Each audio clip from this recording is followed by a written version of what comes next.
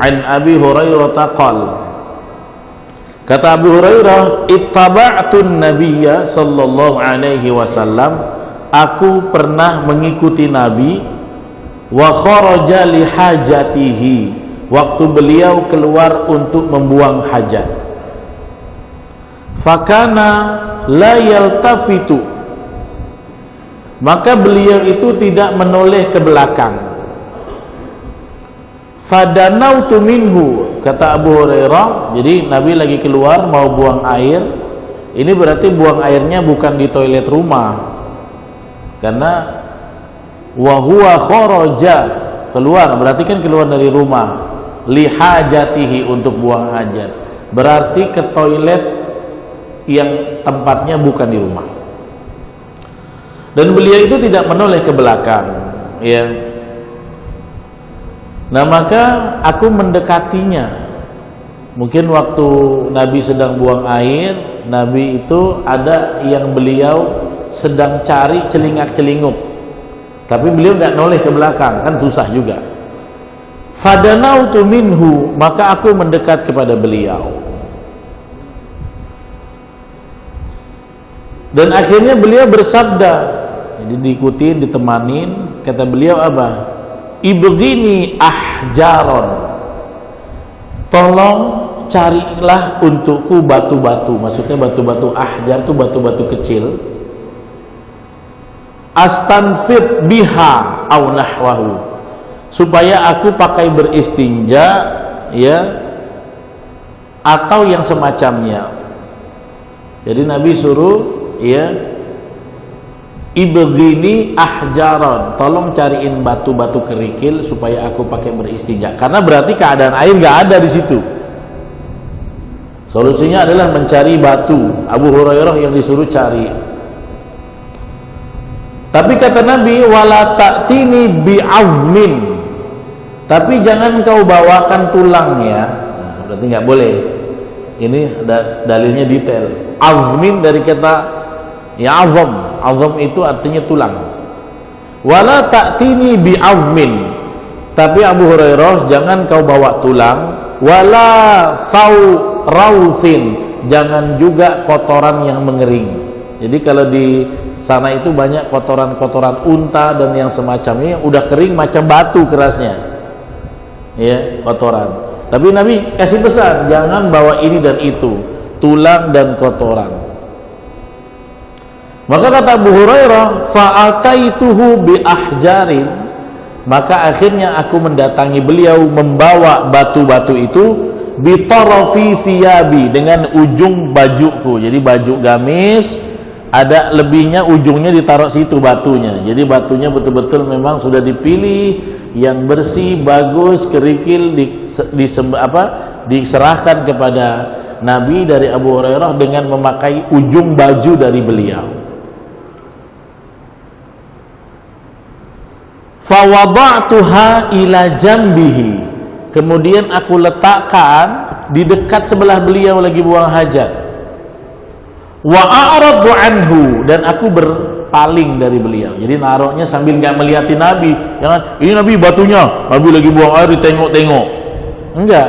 Jadi dia kayak datangnya pelan-pelan ke samping Nabi, ditaruh. Fa'aratu anhu, kemudian aku berpaling darinya. Falamma qada, ya, ketika selesai, atba'ahu bihinna, maka beliau pun selesai buang air, membersihkan istinjanya dengan batu-batu tersebut. Nah, ini hadis yang wajib kita ketahui karena merupakan solusi darurat yang ada dalam Islam ketika kita mengalami ketidaktersediaan air. Bahwasanya kita semua itu tidak bisa berharap dengan keadaan ideal. Kadang-kadang ada momen yang tidak ideal harus kita hadapi. Ilmu itulah yang akan menjawab kebuntuan kita, sehingga Anda bisa menghilangkan ragu bahwasanya kalau ketidakadaan air bisa ada solusi yang lain, tapi seperti apa? Dan inilah hadis yang kita bahas, ya, tentang menggunakan batu. Nah, Imam Bukhari memasukkan bab ini sebagai bantahan juga, sebagai balancing, bahwa ada pihak-pihak yang mengatakan al-istinja'u yajibu bil ma. Istinja itu wajib pakai air, nggak boleh yang lain. Ada yang bilang begitu. Begitu juga sebaliknya, ada yang mengatakan istinja dengan air saja. Ya, kemarin kan pendapat Ibnu Hazm nggak boleh. Karena apa? Air itu konsumsinya manusia. Maka istinja yang betul pakai batu. Karena apa? Air kan untuk minum. Maka jangan dipakai untuk istinja. Sesuatu yang menjadi hal konsumtif manusia tidak boleh digunakan untuk bersih-bersih, sayang. Nah, gitu ya. Tapi dibantah dengan hadis yang sebelumnya, Rabu lalu kita bahas. Hadis ini untuk membantah sisi yang satu lagi, bahwa istinja dengan batu nggak bisa, harus dengan air. Islam itu melihat situasional, Pak. Walaupun dari keseluruhan ilmu fikih, istinja paling best adalah dengan air dan batu, dua-duanya dipakai. Yang paling best. Tapi Allah dan Rasulnya tidak mau mempersulit umat. Yang mana kira-kira akomodatif dengan keadaanmu, silakan pakai, jangan sampai Islam itu menyusahkan kamu. Terus dengan air aja gimana? Kalau yang bestnya air dengan batu, dengan air saja yakfikum, sudah mencukupi bagi kalian, gitu ya. Nah, ini yang kita bahas. Jadi bab ini sengaja al-istinja bil ahjar sebagai perimbangan dari Imam Bukhari. Jadi Imam Bukhari ini dengan pendapat-pendapat dalam bab-bab beliau dalam Sahih Bukhari ini berfungsi untuk menstandarisasi pemikiran umat agar tidak ikut yang condong sebelah ke sana, condong sebelah ke sana. Satu condong ke barat, satu condong ke timur, pertengahan. Boleh pakai air. Iya. Walaupun itu konsumsi manusia, iya, tapi kan air yang dipakai seadanya untuk bersuci, bukan dihambur-hamburkan airnya sehingga habis buang air kita nggak bisa minum. Nah, itu pun ada. Kalau sudah begitu kan ada syariat yang lain. Kalau airnya cuma untuk minum, maka ya kamu nggak usah pakai air, karena bisa menggunakan dengan hal-hal yang lain, bisa juga dengan tayamum dan sebagainya, ya, kalau airnya memang tidak terbatas, atau menggunakan batu. Tapi ini dibicarakan dalam kondisi yang normal, ya. Maka itu fungsinya Imam Bukhari menuliskan dalam bab ini, ya. Jadi boleh menggunakan batu, dan itu dilakukan oleh Nabi. Nah, di dalam hadis ini, ya, ada kata-kata fadanautu minhu, aku pun mendekati beliau dengan perlahan-lahan. Dalam riwayat Al-Ismaili bukan cuma fadanautu minhu, danau dari kata dana, dunia diambil dari kata dana, artinya dekat, rendah. Aku mendekat pelan-pelan, kata Abu Hurairah. Karena beliau mendekat pelan-pelan, tidak mau mengganggu Nabi menjadi risih dalam buang air. Di dalam riwayat Al-Ismaili ada kata-kata tambahan. Kata-kata tambahan dari Al-Ismaili tentang beberapa gerakan dari Abu Hurairah. Tambahannya apa? Fadanautu minhu astanisu, ya, watanah nah. Aku mendekati beliau dengan pelan-pelan sambil tanah nah, batuk-batuk kecil. Supaya apa? Nabi nggak terkejut aku mendekat. Jadi waktu dia mendekat mau bawakan batu, kalau bapak lagi buang air, kemudian ada yang bawain datang tiba-tiba, ini pak, kaget, bahaya, bisa kemana-mana najis buang airnya. Bahkan ada orang yang kalau buang air di depan pintu kamar mandi ada orang, bisa nggak jadi. Itu ya, dia takut mungkin ada aroma, sana langkah, aku mau buang air nih, ya risih, nggak apa-apa aku depan, janganlah pergi-pergi kau. Nah, ada ya, ada orang yang seperti itu risih, pak. Tentu ini wajar, karena Anda akan mengeluarkan satu benda yang tidak diinginkan semua orang. Ya. Jadi ada rasa malu dan risih itu. Maka bagaimana gestur Abu Hurairah? Fadanautu minhu, aku mendekat kepadanya pelan-pelan dan aku batuk-batuk kecil. Oh, datang enggak? Nah, gitu ya. Jadi dia datang dengan sinyal-sinyal supaya tidak mengganggu beliau dalam melakukan hajatnya, sedang buang hajatnya tersebut. Ya, itu lafaz yang dibahas oleh Imam Ibnu Hajar Al-Asqalani. Lafaz yang kedua, ada peringatan dari Nabi, wala ta'tini. Ya, ibghini ahjaron, Abu Hurairah cari batu, tapi jangan engkau datang. Nah, berarti ada beberapa hal yang beliau sayur kepada Abu Hurairah, jangan pakai ini untuk istinja. Yang pertama, beliau mengatakan tentang bi'azmin, wala ta'tini bi'azmin, jangan datang kepadaku, ya, pakai ambil batu, jangan datang dengan membawa tulang. Kenapa Nabi melarang tulang, Pak? Karena tulang itu karakternya licin. Karena licin, dia kurang kesat. Kalaulah kurang kesat, maka sifat benda yang seperti ini sulit untuk membersihkan najis yang ada. Ya, ini pertama harus dipahami dulu. Dan ini nanti berkembang, dan benda-benda bersifat seperti tulang itu yang dilarang, licin, tidak kesat, ya. Nah, inilah yang dilarang dalam syariat. Makanya diteliti oleh para imamul hadis. Kalau saya di Sahih Bukhari ini banyak menukil pendapat Imam Ibnu Hajar Al-Asqalani, nama kitabnya Fathul Bari, ya.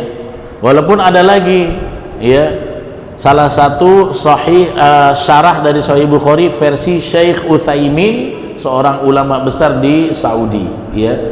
Ada sesuatu yang kadang kita ambil dari dua maroji kita tersebut.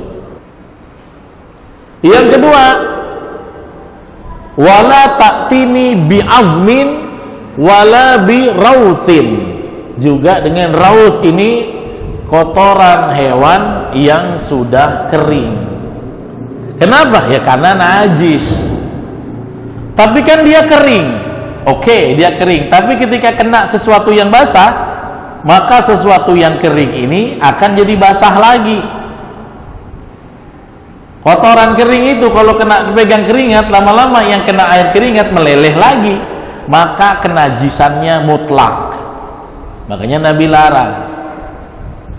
Atau bisa saja Nabi khawatir Abu Hurairah mencari batu, rupanya dikira batu, rupanya tai unta. Karena bentuknya kan gitu, ya. Salah ambil, karena itu mesti teliti. Ya. Nah, ini harus sama-sama kita pahami. Nah, kemudian rupanya ada yang menarik, ya. Ada lafaz yang disampaikan Imam Bukhari bahwasanya setelah kejadian ini Imam Bukhari nanya sama Nabi. Setelah kejadian buang air, Imam Bukhari, ya, Abu Hurairah, Imam Bukhari mengatakan, Abu Hurairah penasaran, kenapa engkau larang aku terhadap dua item tadi? Ini kan syariat baru. Abu Hurairah baru pertama kali dapat pengalaman ini, baru pertama kali.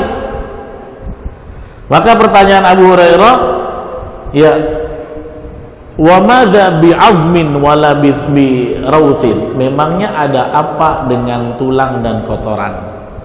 Maka Nabi mengatakan, huma min ta'amil jin, keduanya makanan jin. Ya, seperti yang kita tahu, tulang belulang, kotoran adalah yang suka dimakan oleh bangsa jin. Ya, nah inilah sebab beliau melarangnya. Nah, karena itu timbul pendapat yang cukup ekstrim bahwasanya kalau makanan jin saja dilarang, apalagi makanan manusia, nggak boleh dipakai istinja. Oke, setuju. Tapi ada yang menjurus, minuman manusia juga nggak boleh, karena makanan jin tulang aja nggak boleh dipakai istinja. Itu alasan Nabi, cuman dia tidak ikut dengan pendapat alasannya karena licinnya, najisnya, bukan itu. Pokoknya itu makanan jin. Kalau makanan jin nggak boleh dipakai istinja, apalagi makanan manusia. Minum air minum nggak boleh dipakai istinja. Teh obeng nggak boleh, karena dijadikan konsumsi manusia. Tapi bukan semata-mata ini lafaz yang Imam Bukhari tambahan, ada komunikasi setelah peristiwa tadi, bahwa kelarangannya bukan semata-mata sifatnya saja, tapi karena memang itu semua menjadi konsumsi jin, nggak bagus lah gitu ya. Dan memang kita harus menjaga interaksi, bukan takut sama bangsa jin, kita jaga interaksi. Jangan menzalimi mereka, mereka juga nggak boleh menzalimi kita, nggak boleh. Makanya ada adabnya, Pak. Anda kalau pipis jangan di lubang, karena di situ ada makhluk lain, ada semut. Jangan di tempat-tempat yang ada jinnya. Kalau buang air panas ke lubang-lubang, jin juga tinggal di situ, air panas, ya jangan dibuang ke lubang. Boleh kalau buang baca basmalah, maka tidak mengganggu mereka. Ini kan adab-adab supaya kita ingat Allah terus. Ya, karena pernah ada kejadian orang tiba-tiba sering kesurupan 1 bulan. Rupanya apa? Ketika diruqyah, jinnya bilang dia sering ganggu tempat saya. Kalau saya bisa balas, engkau ngapain ke rumah dia? Dia yang bayar beli rumah tuh, engkau di situ pula tinggal. Dia yang nyicil rumah tuh, nah gitu ya. Tapi ala kulli hal ada adab dalam Islam. Kalau ingin misalnya Anda buang bekas masa Indomie, masa apa yang panas-panas ke lubang di dalam rumah, itu ucapkan bismillah, bismillah gitu. Itu untuk menghindari bahwa sesuatu itu sudah diucapkan atas nama Allah. Nah, tapi yang lebih kuat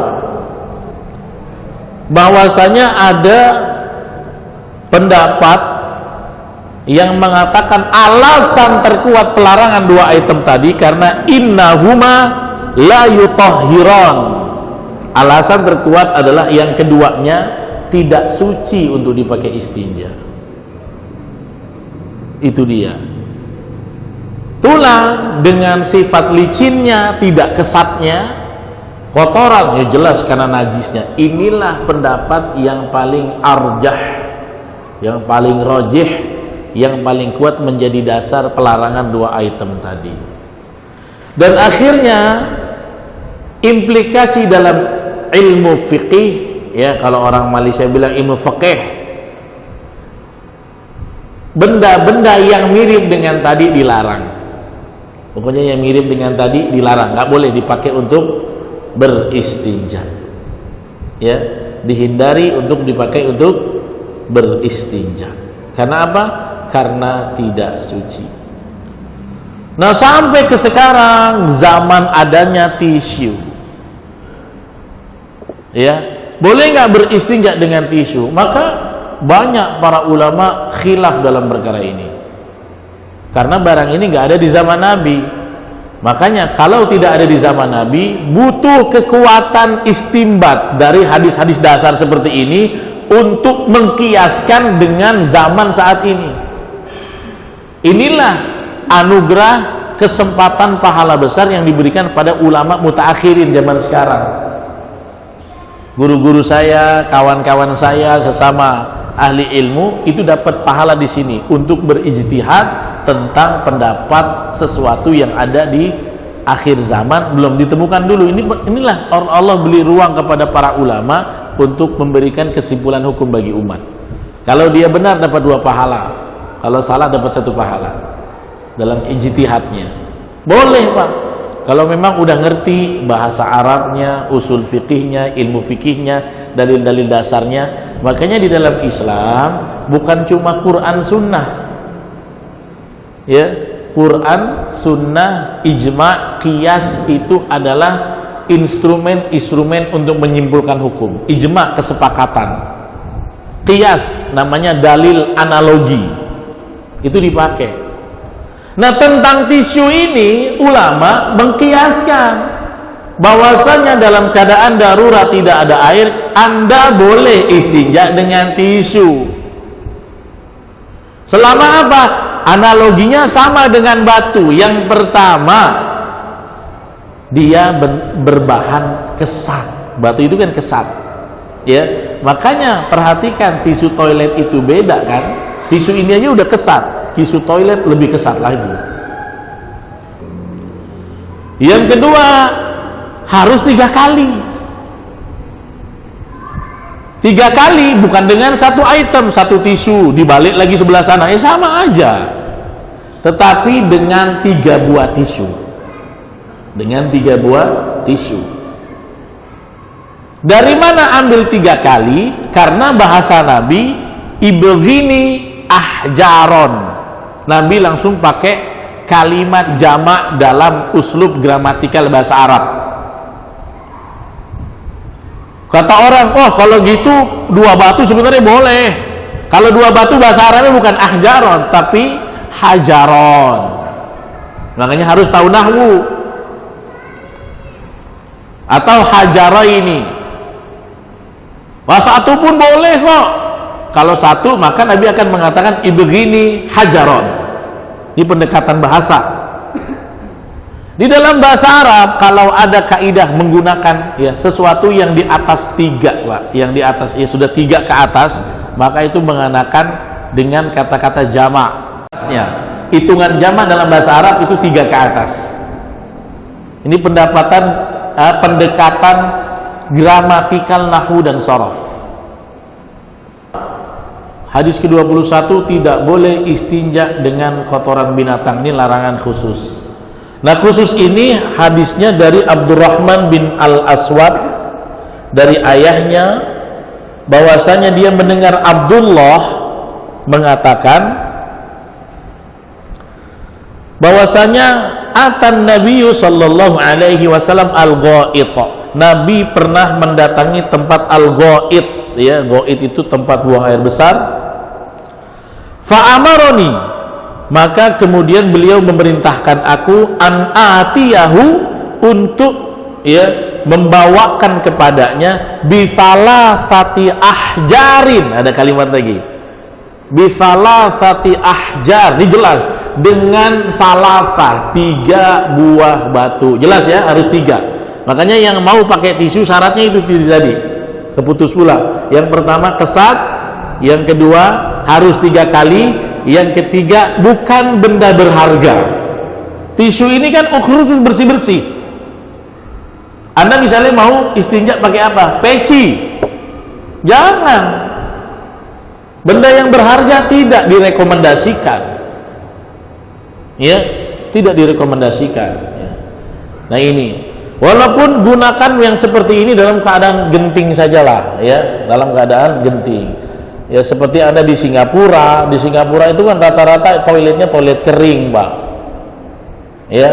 Atau di tempat yang memang tidak tersedia, misalnya tisunya begini, Anda bawalah kemana-mana di tas Anda tisu untuk digunakan istinja di kala-kala momentum yang tidak ideal bagi Anda.